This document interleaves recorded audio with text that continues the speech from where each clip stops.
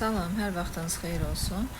Hər birinizi kanalımızda xoş gördük. Bu günləri mən sizinlə çox asan başa gələn yumuşaq, xırçıltılı pirajkilər hazırlayıram. İnanın ki, bu pirajkilərdən yeyənlər sizdən resept istəyəcəkdir. Keçək pirajkimizin hazırlanmasına. 2 stəkan ilıq süd, 1 stəkan yarım ilıq su, 1 yemək qaşığı maya, 1 yemək qaşığı şəkər, 1 ədəd yumurta. Bunları yaxşı bir-birinə qarışdırıram, maya həll olunana qədər çırpıram. Sonra isə bura 100 ml qarğıdalı yağı, 2 çay qaşığı duz əlavə edib, unumu qatıb xəmir eləyirəm. Mənim xəmirim 8 stəkan yarım un apardı. Bu tərkiblə hazırlasaz, pirajkiləriniz görəcəksiniz ki, yağı qətiyyən özünə çəkmir. Xəmirimi yaxşı-yaxşı yoğururam. Ələ yapışmayan yumuşaq xəmir alınmalıdır.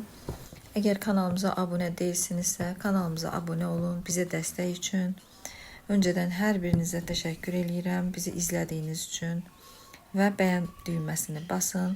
Elə də çətin bir şey deyil, yəni düyməni sadəcə basın ki, bizim videolarımızı YouTube önə çıxartsın. Xəmirimi yoğurdum və içini yağlayıb qaba qoydum. Bir qabda kənarda saxlayacağım acıyana qədər. İndi isə pirajkimizin içliyini hazırlayıram. Kartoflu içli hazırlayacağım. Bir ədəd soğan da qovurub bu içliyə qatacağım. Soğan bu içliyə çox qəşəng dad verəcəkdir. Bu reseptlə bu pirajkiləri siz xanımlar sobada da hazırlayıb bişirə bilərsiniz. Sadəcə bu reseptdə 100 ml artıq əlavə yağ tökməlisiniz. Xəmirimi hazırlayıram. Kündələrimi tutacağım. Xəmirim çox gözəl gəlibdir. Baxın, çox yumuşaq, ələ yapışmayan, havalı bir xəmir alınıbdır. Kartuşkaları doğradığım üçün çox tez bişdi kartoflarım.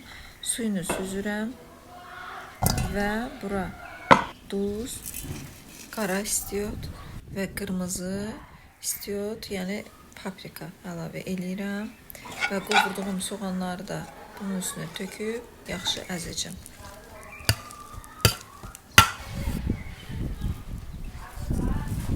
Xəmiri biraz əlimlə havasını alıram, yoğururam. Sonra isə kündələrə böləcəm. Mənim xəmirimdən 50 ədəd 40 qramlıq pirajkilər çıxdı. Mən bunu hamısını tərəzidə çəkirəm. İstəyirəm ki, pirajkilərimin hamısı eyni ölçüdə olsun. 40 qramdan, 40-41 qramdan 50 ədəd pirajki alınacaqdır.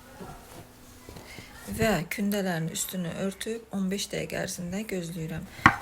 Bu dəfə mən pirajkiləri əlimlə yox, oflovla açıram.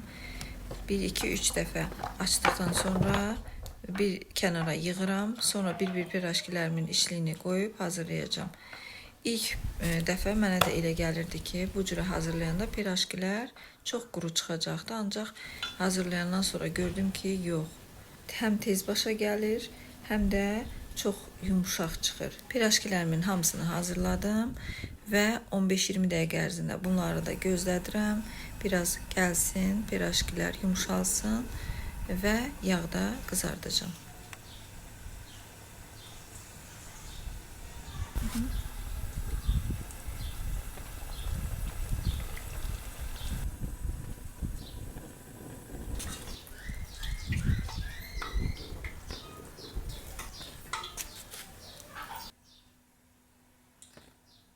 Bizim reseptlə xanımlar siz də hazırlayın və yorumlarınızı gözləyirik. Çox ləzzətli, qəşəng və yumuşaq pirajkilər alınır və onu da deyim ki, səhərə qalanda da çox yeməli olur pirajkilər. Yəni bəzi pirajkilər səhərə qalanda içi bərkiyir, ancaq bu heç də elə deyil. Bir dəfə yarım porsiya hazırlasaz, çox bəyənəcəksiniz və zəhmətimizə dəyər verin. Bizim kanalımıza abunə olun və bəyən düyməsini basın ki, biz də sizin üçün gözəl yeni videolarla qarşınıza çıxaq. Salamat qalın, göz haqqınızı halal eləyin.